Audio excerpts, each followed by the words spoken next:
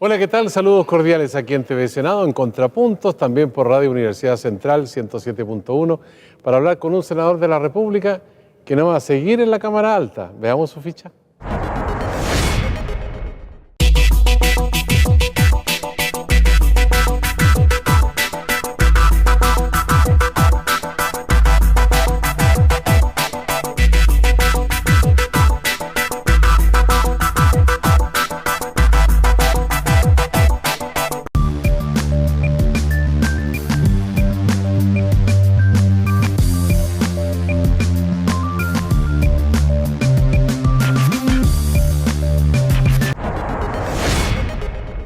Ya estamos de vuelta para hablar con el senador Patricio Walker. ¿Qué tal, senador? ¿Cómo está? Muy bien, don Sergio, mucho gusto estar conversando con usted.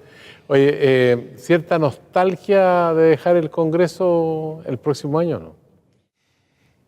Bueno, efectivamente yo creo que uno empieza a sentir alguna nostalgia, que yo creo que se va a acrecentar cuando uno deje definitivamente el Congreso.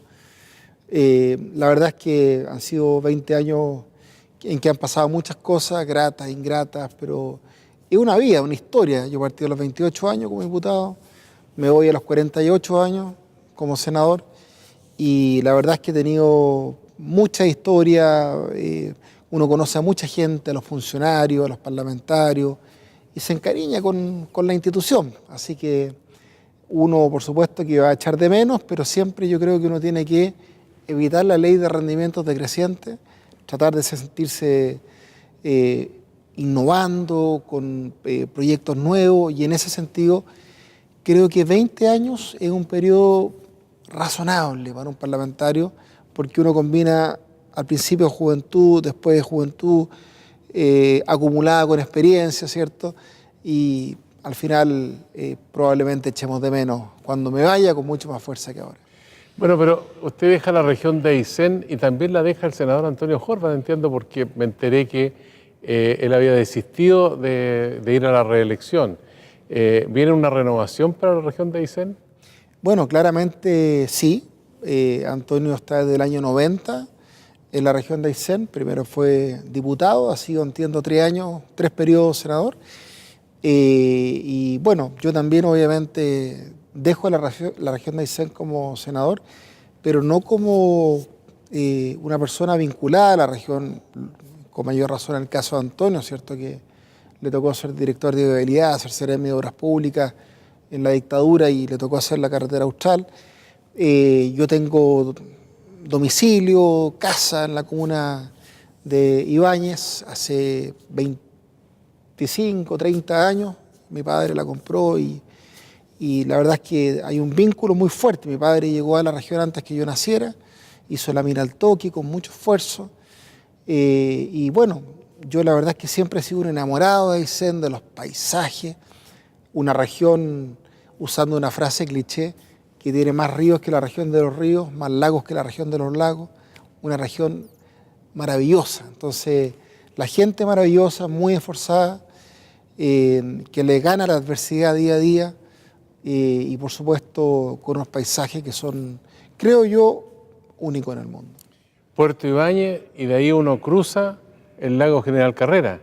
Lo que pasa es que la comuna de Ibáñez está distribuida de manera un poco irracional, porque uno llega a Puerto Ingeniero Ibáñez, ¿cierto? Un poquito antes de Cerro Castillo, se va a Puerto Ingeniero Ibáñez y llega al General Carrera y ahí está la barcaza que va a Chile Chico. Pero si uno sigue por Cerro Castillo, llega a una localidad que se llama Murta. Después, a la derecha, ¿cierto? Tranquilo, Puerto Tranquilo, ahí donde uno va a ver las capillas del mármol, la catedral del mármol. Pero si uno no se va por la derecha y se va por la izquierda, desde Murta, donde uno se encuentra con el lago General Carrera, llega a una localidad que se llama Puerto Sánchez, a 40 minutos de Murta. Y ahí nosotros tenemos casa en el pueblo de Puerto Sánchez, con la gente, y la verdad es que tenemos algunos animalitos por ahí, que no dan mucho, pero embellecen ahí el paisaje. Y el General Carrera, yo se lo recomiendo a la gente que nos está viendo, es un lago precioso, color esmeralda, celeste, calipso, cuando hay sol es impresionante y es el segundo lago más grande de América Latina después del Titicaca. Vale la pena conocerlo. Esas son las aguas que después van, ¿cierto?, al Bertrán y bajan por el río Báquer hasta llegar a Puerto Tortel. Así que vale la pena conocerlo y yo espero seguir vinculado con mis vecinos de Puerto Sánchez. Ahora las distancias son enormes porque, por ejemplo, de Balmaceda hasta Cochrane son 7 horas en vehículo. 7 horas, 8 horas, depende cómo esté el camino. Ahora afortunadamente está ya está pavimentando de Cerro Castillo hacia el sur. Es muy malo el camino, pero son 8 horas. Yo generalmente cuando sigo, después de Cochrane, paso por Tortel y voy a Villa O'Higgins, me demoro 2 días. No son 2 días completos en auto, pero uno aloja, ¿cierto? Está con la gente, porque además ir en avión a Villa O'Higgins es un poquito movido el viaje, así que yo prefiero irme en auto, recorriendo, saludando a la gente, y una región muy extensa, 108.000 kilómetros cuadrados, tenemos la reserva agua dulce en estado sólido más grande, la tercera más grande del mundo, después de la Antártica, después de Groenlandia, que es Campos de Hielo Sur, ¿cierto? Recordemos que el 80% es chileno, hay una pequeña parte que falta por demarcar con Argentina, entre el Fitzroy y el Murallón, y la verdad es que es una reserva de vida y unos paisajes maravillosos, sin contar Campos de Hielo Norte, que es otra maravilla, el Monte San Valentín, 4.000 metros de altura. Yo le recomiendo a la gente, ya que estoy de agente turístico en este programa, que vayan a Guadal y miren de frente el Monte San Valentín, 4.060 metros de altura, que es un espectáculo único en el mundo, maravilloso, realmente una región, yo digo, bendecida por la mano de Dios o de los astros, de lo que cada uno según sus creencias, pero realmente es muy bonita. ¿El proyecto de Hidroaicén murió para siempre? Parece que sí, la verdad es que fue rechazado, yo siempre fui crítico, particularmente el tema de la transmisión, que hablábamos de Puerto Bertrán y un día les reclamaba, pero ¿cómo van ustedes a poner los cables cruzando el río donde está el afluente, ¿cierto?, de las aguas, donde salen las aguas del General Carrera y empieza el Bertrán, digamos, que hay un puente maravilloso, precioso, y ahí querían poner los cables, las torres de transmisión, en un lugar que se llama Las Torres, Villa Las Torres, y es precioso, para el que un lat le iban a hacer honor al nombre poniendo torres de transmisión muy grandes. Entonces, el proyecto, en mi opinión, hubiera causado un daño importante a la belleza escénica de la región de Aysén, y eso hubiera sido una cicatriz muy fuerte. Yo creo que hay partidarios, contrarios, hoy día las energías renovables son mucho más baratas, más competitivas, y por lo tanto lo que se nos dijo en algún minuto que era esencial para el desarrollo del país, hoy día nos hemos dado cuenta que hay alternativas. Ahora, la conectividad de la región de Aysén, ¿cuánto ha mejorado durante los gobiernos democráticos? Muchísimo, muchísimo. Piensa usted que el camino llegó a Puerto Tortel el año 99, antes no había camino.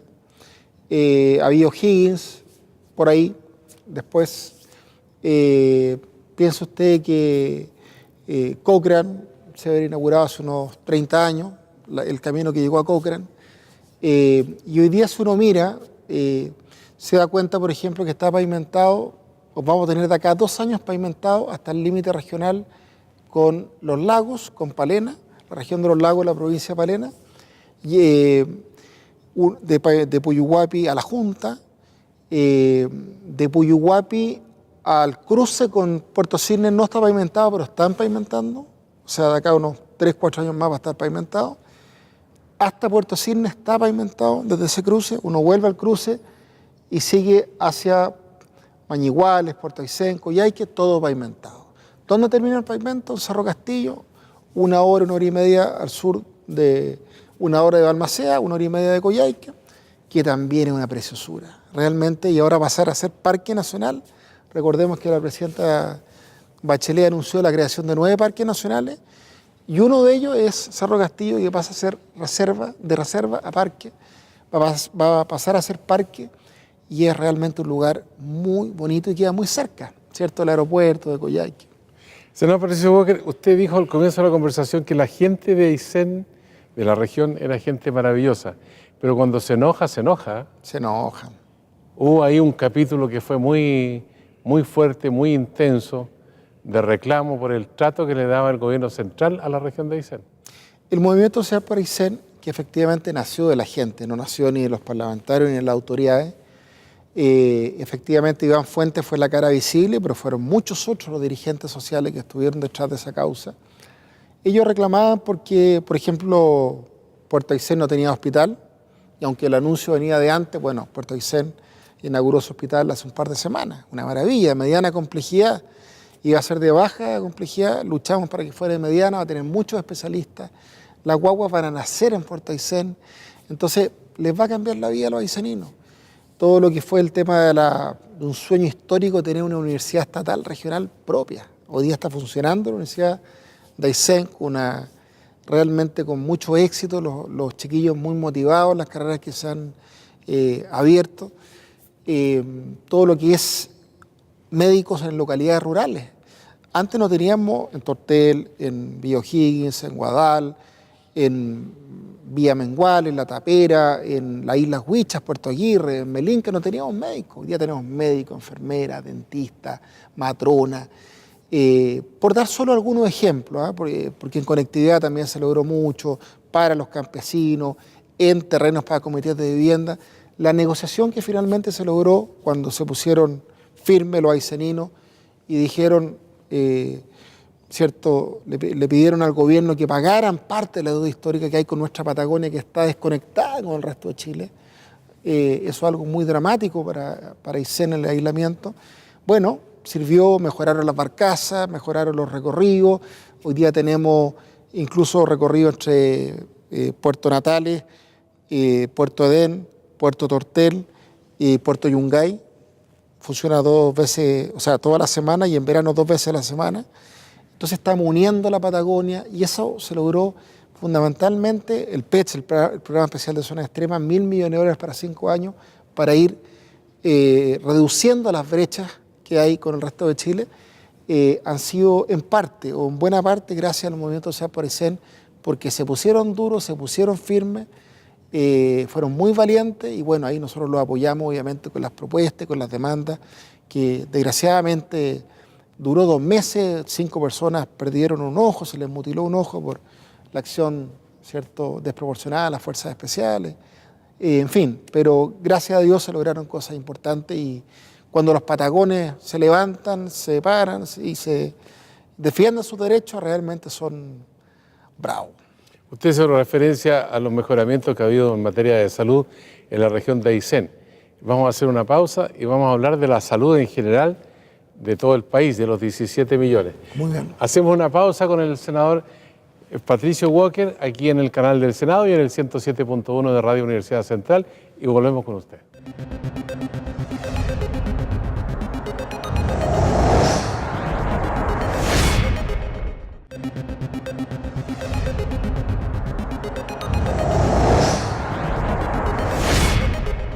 Ya estamos de vuelta con el senador Patricio Walker de la región de Aysén, aquí en el canal del Senado, en Contrapuntos, Radio Universidad Central 107.1.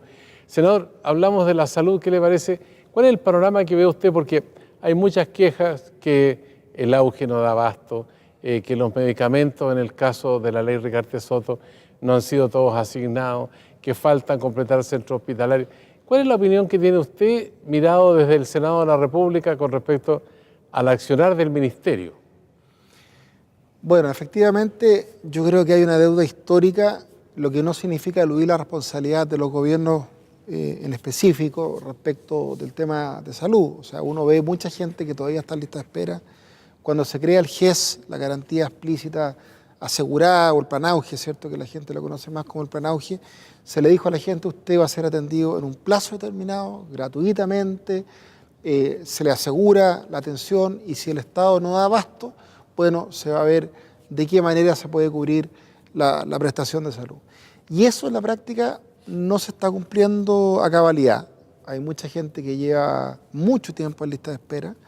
Hay hospitales que efectivamente hubo un compromiso de construir un número determinado de hospitales que entre los construidos, los en construcción y en proyecto, vamos a llegar a una cifra que claramente no cubre el 100% de la promesa. Y yo creo que el anuncio de la presidenta de especializar a más médicos, en fin, de agilizar algunos trámites para la construcción de hospitales públicos, tiene que complementarse con el tema que ha dicho Carolina Goich, que es integrante de la Comisión de Salud, de las concesiones a privados, en el sentido que ellos construyan y que por supuesto el Ministerio de Salud, el Servicio de Salud tenga toda la atención en el funcionamiento, en el manejo, en la administración, en la contratación de médicos, etcétera, porque eso lo haría muy mal naturalmente los privados, eso tiene que hacerlo el Estado, pero la construcción igual hoy día lo hace un privado. Si el Ministerio de Salud no se pone a martillar, ¿cierto?, para construir. Ya no existe la Sociedad Constructora de Establecimientos Hospitalarios que se fundó eso por allá por el gobierno de Pedro Aguirre Cerda, Juan Antonio Ríos. Claro, ya no existe. Entonces el Estado no tiene un rol acaparador, no acapara esta función de construcción. Insisto, cuando el Estado construye, licita y es una empresa constructora privada la que hace la obra, y por lo tanto, efectivamente en el pasado hubo algunos casos en que fue muy caro construir por concesiones. Pero eso uno no puede arreglar a través de un buen contrato y aprender de la experiencia. ¿Hay una cuestión ideológica, como dice la derecha, de parte del gobierno y de la nueva mayoría? Yo creo que hay una mezcla de cosas. Por una parte, la experiencia que en la construcción de algunos hospitales salió efectivamente más cara de lo presupuestado, la construcción con licitaciones, con concesiones privadas. Pero esos temas se fueron subsanando en el tiempo, se aprendió de la experiencia de las concesiones, como también se aprendió en las carreteras, en los puertos, aeropuertos, ¿cierto?, con una obra que impulsó ahí el presidente Frey y el presidente Lagos, con mucha fuerza. Y en esto también sabemos cómo cautelar los intereses públicos. Por eso yo creo que también hay un poco de dogmatismo que ha evitado efectivamente cumplir el 100% de los compromisos en materia de infraestructura hospitalaria y por supuesto el tema en regiones siempre son la falta de especialistas. Nosotros hoy día, por suerte, tenemos oncólogos, hace 3 años no teníamos. Para hacer una quimioterapia, la radiación, la gente tiene que ir a hacérsela a Valdivia. Por suerte hoy día tenemos un cardiólogo. Hasta hace 5 años no teníamos un cardiólogo en la región de Aysén. Entonces nos falta una UCI pediátrica. Tuvieron que ahora trasladar 27 personas, mayoría niños, a Santiago en un vuelo de la Fuerza Aérea. Tuvimos que hablar con la Fuerza Aérea, con el Ministerio de Salud, porque estaba el virus sincicial y no hay UCI pediátrica. Entonces, todo esto significa más y mejor infraestructura, más profesionales, no solo médicos, sino que también, ¿cierto?, los que acompañan a los médicos. Y en eso yo creo que el próximo gobierno va a tener que darle prioridad muy fuertemente al tema de salud. Ahora hay una capacidad ociosa que siempre se ha comentado en el ámbito de la salud, y esto dice referencia con los hospitales y especialmente los pabellones para intervenciones quirúrgicas por las tardes, porque prácticamente no operan en las tardes, por lo menos acá en la región metropolitana. ¿Es tan así la realidad o no? Mire, en el caso, yo conozco más la realidad, para serle muy franco, de Aysén, ¿eh? La capacidad ociosa es muy baja porque a diferencia de Santiago, por ejemplo, que muchos médicos atienden a la consulta privada, ¿cierto?, operan en infraestructura pública, pero como privados, ¿cierto? Eso allá no existe, pues la salud es totalmente pública. Pero en Santiago lo que uno ha leído, ha escuchado, es que efectivamente hay una capacidad ociosa importante, no utilizada a cabalidad, y yo creo que se puede optimizar mucho eso y eso es un tema de gestión. Ahora, la inversión en salud, usted ha sido senador durante 8 años, fue diputado antes también. ¿Cómo ha visto que ha evolucionado la asignación en el presupuesto para esta área que es muy importante? Porque se ha acusado muchas veces que hay una privatización encubierta, el hecho de que el Estado no pueda en un momento determinado satisfacer la demanda, entonces da un cheque para que vayan a las clínicas privadas y las que engrosan sus cajas son las clínicas privadas y el sistema público queda esquelético. Bueno, lo ideal sería que efectivamente el sistema público se hiciera cargo de un 100% de las prestaciones de salud, porque obviamente además contratar servicios en una clínica privada es más caro. Pero mientras no tengamos resuelto el tema del sector público, esas personas no pueden esperar, porque es más barato atenderse al sector público a que esté todo cubierto. En ese sentido, si la garantía es garantía, yo creo que el Estado A mí nunca me ha gustado tanto el tema del voucher, en fin, el subsidio a la demanda, pero cuando el Estado no es capaz de cubrir, yo ahí soy partidario que el Estado sí pueda contratar a clínicas privadas, pero obviamente yo creo que tiene que mejorarse mejor los convenios para efectos de que los pagos sean razonables y no excesivos como muchas veces hoy día ocurre y que afecta lo que pagan todos los chilenos en sus impuestos.